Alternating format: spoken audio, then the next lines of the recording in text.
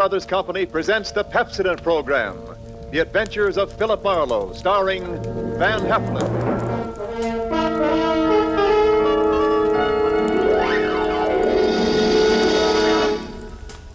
Pepsodent presents Philip Marlowe, Hollywood's famous private detective created by Raymond Chandler.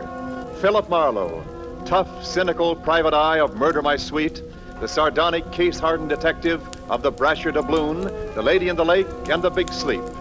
You've seen him in action in all of those top-flight mystery pictures.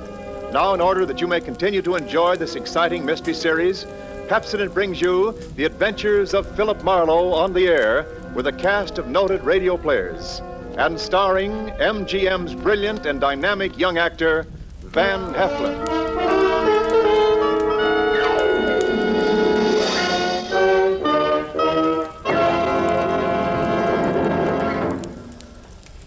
Now, families all over America have named their favorite toothpaste. New Pepsodent with Irium. New fresh-tasting Pepsodent with the new, cool, minty flavor.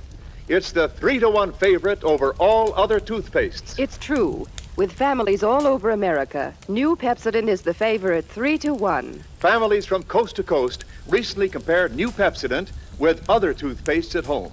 They preferred new Pepsodent by an overwhelming average of 3-to-1 over all other brands they tried. These families, 3-to-1, said new Pepsodent tastes better, makes breath cleaner, makes teeth brighter. Yes, families 3-to-1 say new Pepsodent tastes better, makes breath cleaner, makes teeth brighter. Get new Pepsodent toothpaste for your family right away.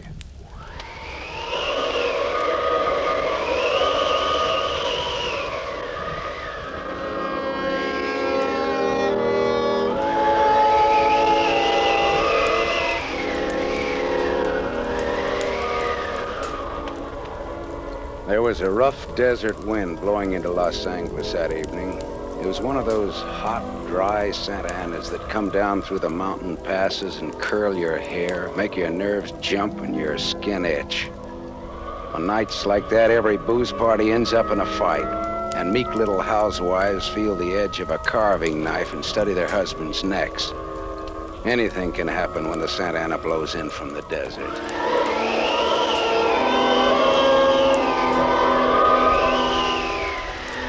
I closed up my office early. I got tired of reading Philip Marlowe, private investigator, backwards on the ground glass of my office door.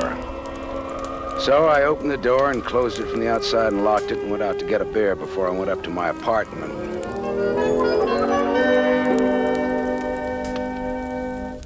Fill her up again, Mr. Marlin? Marlowe. Marlowe. Marlin is a fish. Yeah, I know. Hey, you bartender. Give me another ride.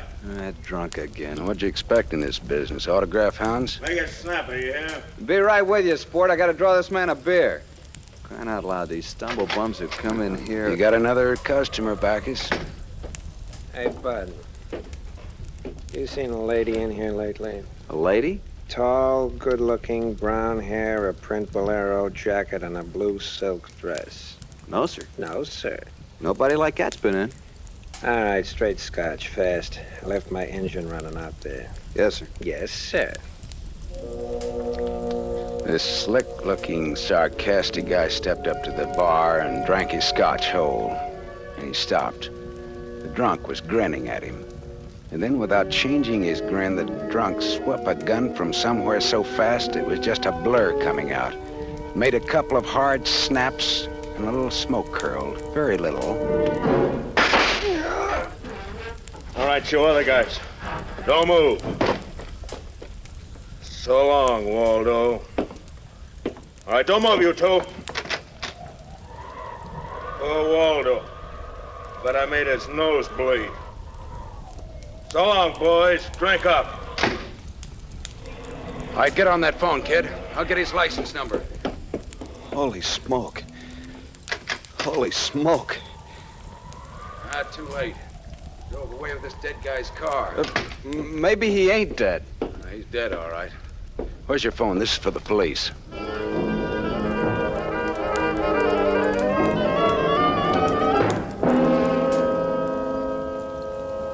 The prowl car boys were there in about 5 minutes. Waldo was out of business, all right. And nothing in his pockets told who he was, but he had about $700 on him. I told the cops what I knew, including about Waldo's tall, brown-haired pretty girl in the bolero jacket. It was about 9 o'clock when I stepped out of the elevator in my apartment house and almost walked right into a tall, brown-haired pretty girl in a bolero jacket, waiting for the elevator on my floor. Oh, excuse me. Just a minute, lady. I said excuse me, I'm in a hurry. Now, if you'll be good enough to Look, step you out better of... not go outside in those clothes. Just what do you mean by telling me This isn't a make. You're in trouble. Trouble? Yeah, the cops are looking for you in those clothes. But I haven't done anything that... I'm in room 41 across the hall now. I never collected an etching in my life. All right, I'll go with you. I'll go. I got to my room and rustled up some scotch and soda and brought the girl her glass.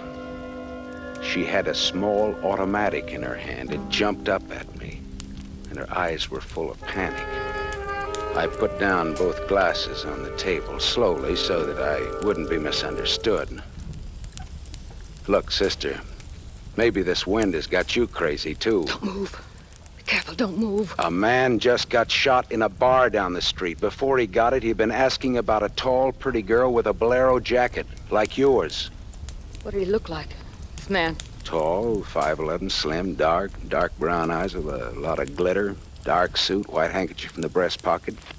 And he must have seen you earlier tonight to know how you were dressed. Am I getting anywhere? He used to be my chauffeur. You had an appointment with him, didn't you? Why? Listen, he asked for you, didn't he? Yes, I had an appointment with him.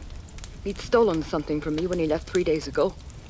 I was going to buy it back from him. Why didn't you tell the police? I couldn't tell them. It was valuable, wasn't it? Valuable enough for Waldo to steal? $15,000. Oh, it's peanuts. But it wasn't the value. It meant something to me. The man I love gave it to me, and now he's dead. He was a flyer shot down over Germany. I'll go back and tell my husband that. He probably hired you. He did? Well, how much is he paying me? And, where is this husband of yours? He's at a meeting. This late at night? He's a very important man. He's a hydroelectric engineer. I'll have you know that my husband is one of the... Skip it. I'll take him out to lunch sometime and have him tell me himself. And about Waldo, whatever he had on you is dead stock now, like Waldo himself. I mean, he's dead. Waldo's dead? Yes, sister, he's dead. Dead, dead, dead. Lady, he is dead. Oh, Now scream and I'll give you 2 black eyes. I'm not going to scream. Who would that be? There's a dressing room behind that door. Hide there. Right, Now, don't argue with me. Do it. Right, all right.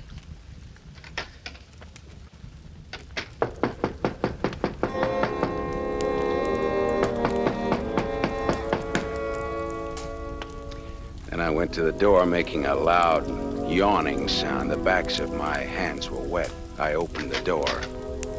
Without a gun, that was a mistake. I certainly knew the gun I was looking into, a .22 target automatic that had already killed 1 man that night.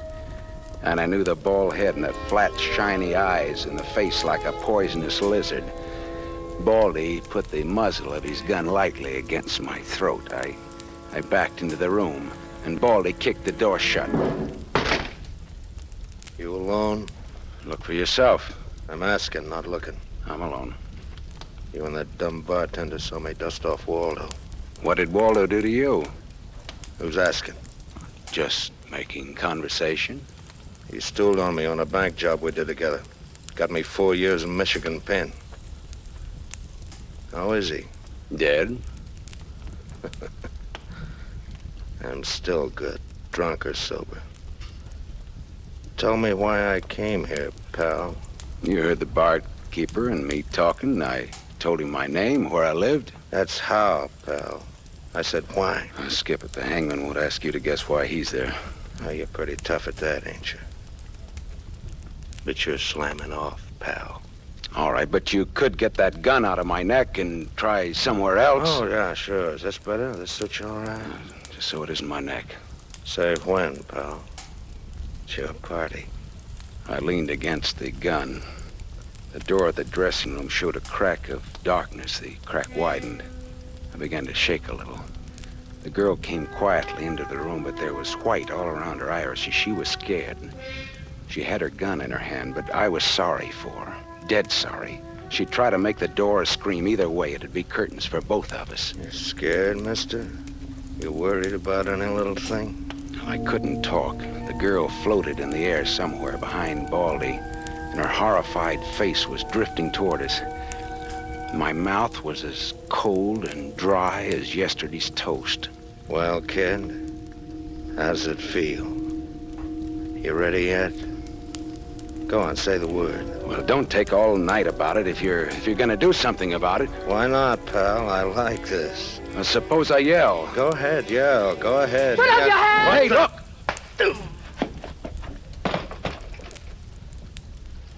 Oh, Thanks, sister. Thanks. That buys me. Everything I have is yours now and forever. is he dead? You flatter me no end, lady. I only punched him. All right, now get out of here while I call the cops down on this killer. Yes. Good night. Good Hey, night. wait. Leave that bolero jacket here. It marks you for the cops. Oh, yes. Here. Okay. See you again? Why? Oh, I don't know. No, I guess not. After all, who am I to be the rival of a dead flyer? I'll see that the police get Jesse James here. Good night, lady.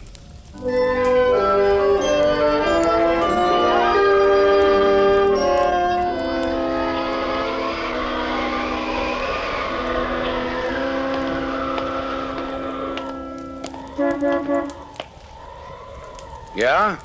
You mean me? Yes. Please. Oh, you. Again, huh? Get in. I must talk to you. You want to know what happened at headquarters, huh? Yes. Well, I went down there with the law and gave them the story. I left you out of it. Oh, thank you. You saved my life, so no one knows a thing about you. Well, incidentally, neither do I. Well, my name is Mrs. Frank Barsley. 212 Fremont Place, Olympia 24596. Is that what you want? I guess so. Well, there it is. Now, why did you really come back? I wanted my pearls. Pearls? Yes. Pearls, too, huh? All right. Tell me about the pearls. We've had a murder and a beautiful mystery woman and a sadistic killer and a heroic rescue. Now we will have pearls. I was to buy them back from the man called Waldo. Well, I saw everything that came out of his pockets, and there weren't any pearls. Could they be hidden in his apartment? It's possible. Waldo lived on the same floor you do in this apartment house. And why didn't I know him, at least by sight? He moved in last week. He managed to get a sublet. Great, a sort of an amateur magician on the side, huh? It's getting rather late. Yeah. What about your husband this hot, mysterious night? He's still at his meeting. You could have brought him along. You could have sat in the back seat working out a problem in hydroelectrics while... While what? Well, I didn't have any answers. They wouldn't sound cheap or just ridiculous or from the sophomore class in repartee. I had an unlit cigarette in my hand. I threw it out of the window. I took a hold of her and kissed her. She sat very still. I was shaking when I let go of her. Her voice trembled a little when she spoke. I meant you to do that. I wasn't always that way. Only since Johnny Dalmas was killed in the war. He gave me those pearls. 41 of them perfectly matched with a diamond propeller clasp. I'd have loved them if they'd been wooden beads because he gave them to me. I love Johnny. The way you love just one time. You understand that? What's your name? Lola. Lola, how did you explain a $15,000 pearl necklace to your husband? I told him they were imitation, and I bought them myself. How did Waldo latch onto them and what they stood for? When my husband was in Argentina, Waldo and I'd go for long drives. I was restless and wretched because of Johnny. Sometimes Waldo and I had a little drink together, but that's all. But you confided in Waldo about those pearls. I was a fool. And when your husband came back, Waldo stole the pearls and offered to sell them back to you, or he'd tell Papa. Huh? I was a fool. And now you think the pearls are upstairs in Waldo's apartment?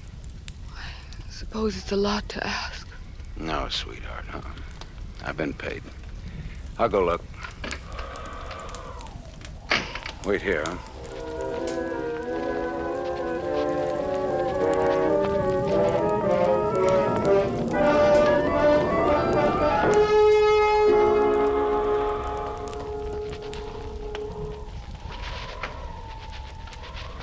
the gun along, Lola? No. Well, No. no pearls? No pearls.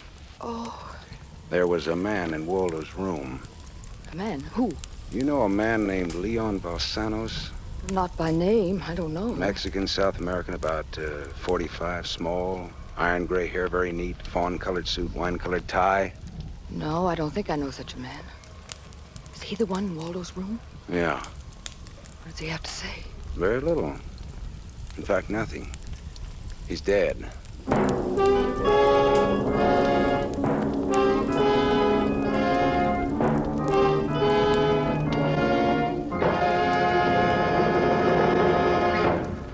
You are listening to The Adventures of Philip Marlowe, starring Van Heflin, with music composed and conducted by Lynn Murray.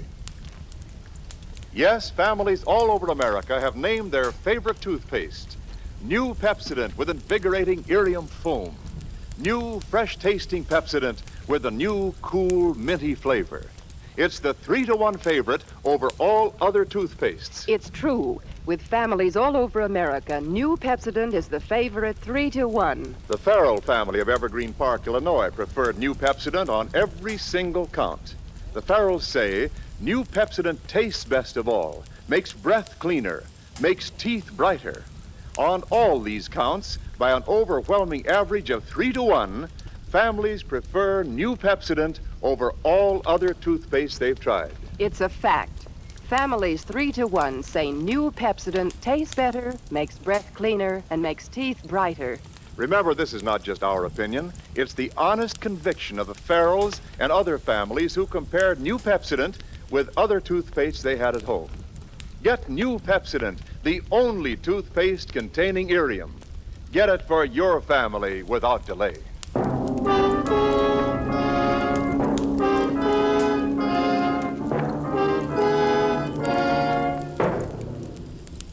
We continue with The Adventures of Philip Marlowe, created by Raymond Chandler and starring Van Heflin, who appears by arrangement with Metro-Goldwyn-Mayer, producers of the Technicolor musical Fiesta, starring Esther Williams.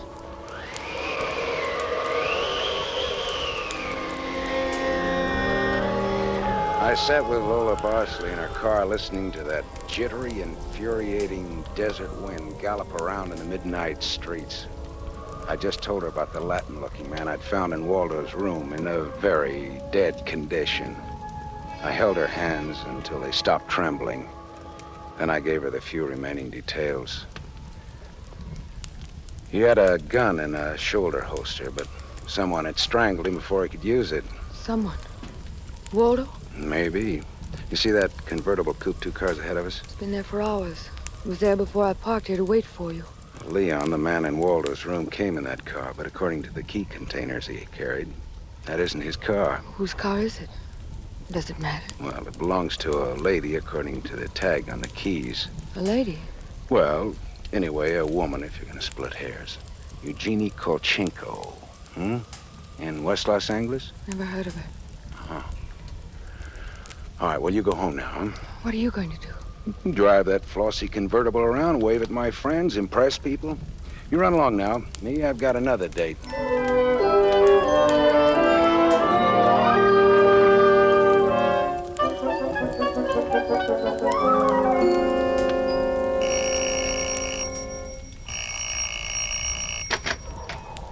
Yes? What is it, please? Miss Eugenie Kolchenko, Yes? What is it? did you lose or misplace a pigeon gray convertible coupe? What are you saying? Now, don't be alarmed. I found it and I brought it home to you. Come in, please. It is a reward you wish. Shall we say... Snap out of it, Dragon Lady. Who was he? Who was who? The little guy, Leon. You loaned your car to. He's dead. Who was he? Oh, no, no. Oh, yes, yes. Eugenie. Darling, come here, please. What's the matter, honey? Who is this man? I came about Miss Kolchenko's car. What about her car? The gentleman who borrowed it couldn't return it on account of he isn't alive. He's dead. Darling, he's dead. Well, that's putting it more bluntly, of course. Dead, huh? Completely. Who are you? Philip Marlowe, private investigator. My card. Mm-hmm. You told the police yet? Never do at once what can be deferred pending negotiations. Aesop. I might negotiate. Oh, peachy. What do you know, Marlowe? A man named Waldo was shot in a bar tonight. I happen to have the inside as to who he was, and when I visited his apartment tonight, I found this Leo Balsanos dead.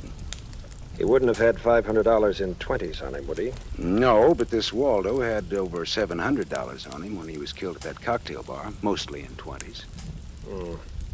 Is there a basis there for negotiations yet? Very well, Marlowe. I'm a married man. There were certain unpaid bills for some stuff Miss Kolchenko here had charged to my account. But you told me I might charge to your account. All right, so I wasn't very bright. That might be the understatement of the decade, but go on. I had the unpaid bill safely in my briefcase. Somehow this Waldo had a chance to steal the briefcase. I hired Leon and gave him $500 to buy back those bills from Waldo. Instead, Waldo took Leon's dough and was forced to kill Leon in the process. And then he went out to keep another date and accidentally walked into an old pal hostile enough to blow him down. And someone still has those bills. And I'm in for a divorce suit. The man who shot Waldo got away in Waldo's car with your briefcase in it. Yeah, that could be. The cops caught him. Oh. And the police have the briefcase. Maybe. But the police are interested in solving crime, not in tossing mud for the benefit of sensation eaters. Look, I've got a friend or two at headquarters. Let me see what I can do. It's worth $500 to me. Well, then that's what it'll cost you. Well, good luck. And, thank you, Mr. Marlowe. Philip Marlowe, remember? My name is Frank Barsley. Barsley. Oh. What does that mean? The big hydroelectric engineer? Yeah. How did you know? My voices tell me. Who? Darling, this man is manifestly insane. It's the heat, Miss Kolchenko. It's the Santa Ana. It's the desert wind. May I use your telephone?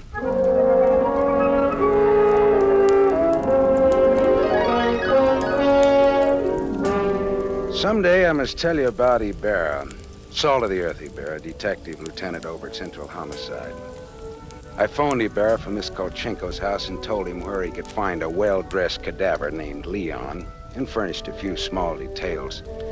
I gave Ibarra time to check my tip, and then I went down to see the good lieutenant and told him why I'd been up in Waldo's room, only to find Leon instead of a certain lady's string of pearls. Pearls, eh? Well, I thought Waldo might have them up there. Whose pearls were they? A lady's. Go on. Or they might have been in Waldo's car that Waldo's killer drove away in. Yeah. Oh, what, yeah? They might have. Also a batch of unpaid bills charged to the account of a certain Frank Barsley? Yeah. Uh-huh. Well, now, the police aren't interested in domestic scandal. They want to prevent or to solve crime, right? So I've got $500 for the police fund if those pearls and those bills are returned to their rightful owners. Quit your kidding. No, it's a valuable necklace. Yeah? There's your necklace. That's it. 41 pearls, perfectly matched diamond propeller clasp. That's it. That's the one. Take it away, Marlowe. On the level? Just tell me straight what it's all about, all I ask. Sure. Well, this Waldo was blackmailing a wife with the pearls and her husband with the bills, a guy by the name of Barsley. Well, Barsley sent Leon to get the bills from Waldo. Instead, Waldo killed Leon, then stepped out and happened to get shot by that guy at the bar. Now, if Barsley's name stays out of the paper, I get $500, and that goes to the police fund. We'll keep him out. Well, now, I'm not in this case for money. I just want to get back the bills and the pearls. As you say, Marlowe, the police aren't in business to sling mud. Well, you can deliver the pearls to the lady yourself if you like. No, She no, lives no, at... No, Marlowe. You better take them to her. You see, except for the diamond propeller clasp on them, they're phony. Phony, but... All but the clasp, Marlowe. All but the clasp.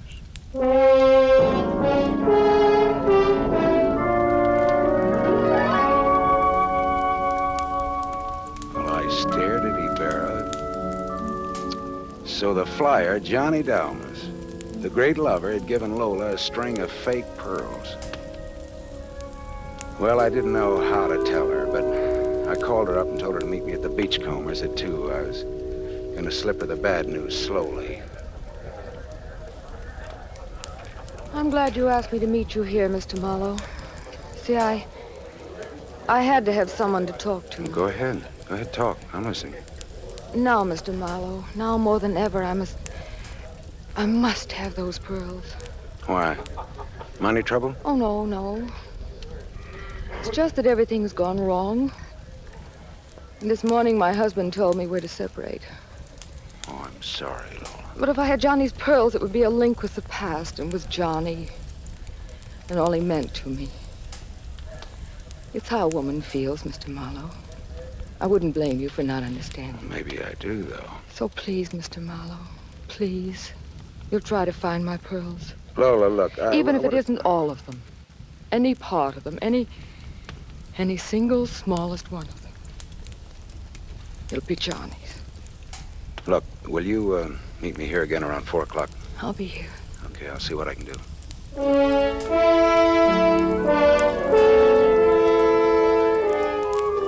There was only one earthly decent thing I could do.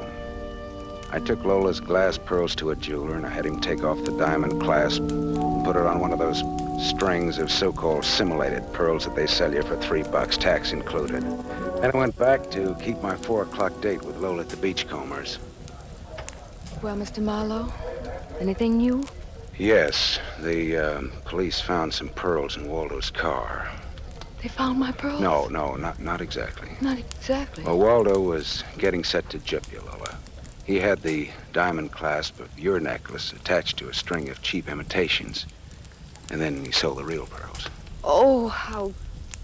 Oh. These are the imitations here. Yes. But it is my clasp. The clasp is real. Is that all right? Yes, it's the clasp that Johnny Dalmas gave me. Of course it's all right. Oh, that's swell. And thank you so much, Mr. Marlowe. Forget it. I won't. Not ever. Well, is this goodbye? Yeah, I think so. You'll never get over Johnny Dalmas, Lola. If anybody ever bothers you again, though, well, let me know.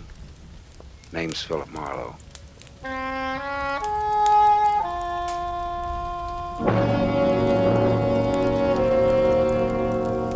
I drove almost to Malibu, and then I parked and walked out on a rock cliff jutting into the Pacific Ocean. Then I reached in my pocket and dug out the string of Bohemian glass pearls that Lieutenant Ibarra had found in Waldo's car.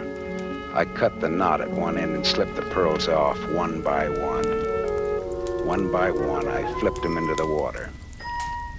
The gull swooped down on them and then flapped up again, screaming indignantly. The phony pearls had fooled Waldo and Lola Barsaly, but they couldn't fool a seagull. I said to myself, to the memory of Johnny Dalmas, just another four-flusher. I listened a while to the wheeling seagulls. All at once, I realized that the wind had died. The Santa Ana had blown itself out. The red wind was done. It was over.